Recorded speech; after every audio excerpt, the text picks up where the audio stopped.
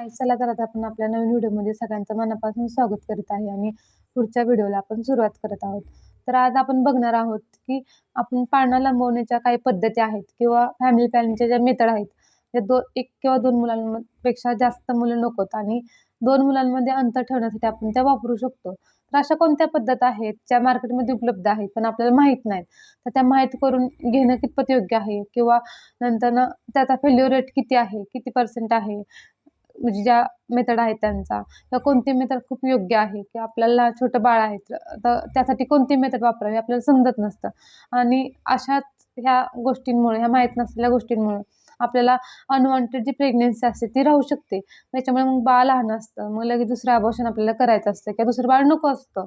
तर अशा गोष्टी आपल्याला थांबवण्यासाठी आपण त्या मेथड बघणार आहोत की कशा वापरायच्या आणि कधी वापरायच्या ते. पहिले तर आपण बघणार आहोत की टेम्पररी मेथड आणि परमनंट मेथड.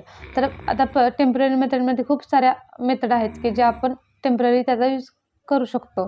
पण ज्या परमनंट मेथड आहेत त्या आहेत की ट्युबेक्टॉमी आणि वॅसेक्टॉमी. म्हणजे पुरुष नसबंदी आणि स्त्री नसबंदी. पुरुष नसबंदी आणि स्त्री नसबंदी ह्या कायमस्वरूपी पद्धत आहेत. पण जर आपण ह्या लगेच करू शकतो का? नाही. कारण की जर आता त्या बाईला किंवा त्या व्यक्तीला एकच मुलं असेल, तर तिला दुसरं मूल ठेवायचंय. तर आपण लगेच तिथं ट्युबेक्टॉमी म्हणजे स्त्री नसबंदी किंवा पुरुष नसबंदी करू शकतो का तिच्या नवऱ्याची? नाही. तर आपण त्यासाठी तिला टेम्पररी ज्या मेथड आहेत त्या आपण वापरायला सांगू शकतो. पण आहे की आता सपोज 2 मुलं आहेत, पण ऑपरेशन नाही करू शकत आहे का तर त्या व्यक्तीला डायबिटीज आहे, हायपरटेन्शन आहे, कॅन्सर आहे. अशा वेळी आपण त्या व्यक्तीला दुसरे काही वापरण्यास ॲडवाईस करू शकतो का? काही सांगू शकतो का? अशा पण यामध्ये मेथड आहेत. तर त्याचा आपण वापर ही नक्कीच करू शकतो. पहिलं तर आहे तर पहिलं काय कंडोम. कंडोम हे सरकारी दवाखान्यात पण फ्रीमध्ये उपलब्ध आहे. दुसरी गोष्ट मार्केटमध्ये पण प्रत्येक मेडिकल स्टोअरमध्ये ते उपलब्ध आहे. त्याचा वापर आपण करू शकतो. तर ते सगळ्या मेथड साठी म्हणजे योग्य आहे. एक मुलं आहे किंवा आता सध्या मूल ठेवायचंच नाही, 2 मुलांमध्ये अंतर ठेवायचं आहे. या सगळ्या गोष्टींसाठी ही मेथड आपण वापरू शकतो. दुसरे जे आहे ओरल कॉन्ट्रासेप्टिव्ह पिल्स. त्याच्यामध्ये काय तर मालाईन येते. तर मालाईन ही ओरल कॉन्ट्रासेप्टिव्ह पिल्स आहे ना, तर हिचा वापर आपण 2 मुलांमध्ये अंतर ठेवण्यासाठी म्हणजे प्रेग्नन्सी राहू नये यासाठी करू शकतो. याच्यामध्ये काय होतं की पिरियड्स येतात, पण जे बेबी तयार व्हायला जे एक तयार होतं, ते एक तयार ही टॅबलेट करत नाही. त्याच्यामुळे मालाईनचा वापर आपण करू शकतो. पण कधी की जेव्हा बाळ 1 वर्षापेक्षा मोठं आहे. म्हणजे जर बाळ ब्रेस्ट फीडिंग करत असेल तर ही टॅबलेट आपण घ्यायची नाही. दुसरं आहे इझी पिल्स. इझी पिल्समध्ये काय आहे, की जर आता त्यांचा कॉन्टॅक्ट झाला आहे आणि असं वाटतंय की आता प्रेग्नन्सी राहू शकते. असं त्या व्यक्तीला वाटतंय. तर 72 तासांच्या आतमध्ये आपण ते एक टॅबलेट घेऊ शकतो. त्याला इझी पिल्स असं म्हणतात. त्यानंतरनं दुसरी टॅबलेट आहे ती म्हणजे छाया.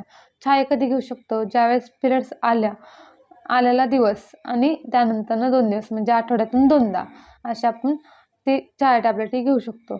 तर ही पण आपण सगळ्या ज्या मेडिसिन आहेत डॉक्टरांच्या ॲडवाईसनुसार घ्यायच्या आहेत, की तुमची कोणती कंडिशन आहे किंवा आता तुम्हाला काय वापरण्यास योग्य आहे, त्याच्यानुसार आपण त्या मेडिसिन घ्यायच्या आहेत. त्यानंतर येतं इंजेक्शन अंतरा. अंतर इंजेक्शन ही डिलिव्हरीनंतरनं 3 महिन्यानंतरनं देतो.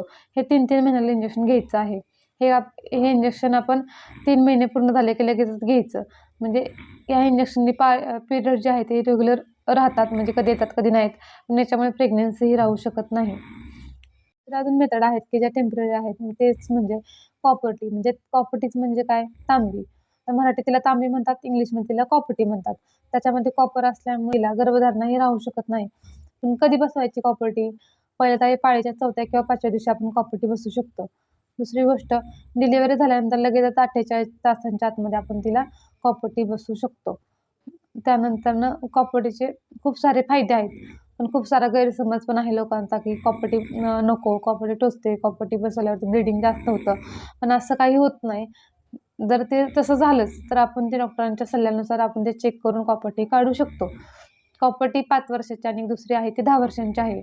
जर आपल्याला 2 मुलांमध्ये अंतर ठेवायचं असेल, आपल्याला ऑपरेशन करायचं नाही किंवा आपल्याला कुठली एखादी कंडिशन आहे की हायपरटेन्शन आहे किंवा डायबिटीज आहे, तर आपण ती कॉपर्टी बसवू शकतो. पण हां, जर BP जास्त असेल तर कॉपर्टी नाही बसवू शकत आहे. पण डायबिटीज असेल तर ऑपरेशन होत नाही. तर आपण त्या कंडिशनमध्ये कॉपर्टी चालू शकते. वेगळ्या व्हिडिओ आवडल्यास नक्की लाईक करा, शेअर करा, कमेंट करा आणि ज्यांना कोणाला याची गरज आहे त्यांच्यापर्यंत तो शेअर करा. आणि काही प्रॉब्लेम वाटल्यास किंवा काही प्रश्न असल्यास तुम्ही ते कमेंटमध्ये मला विचारू शकता.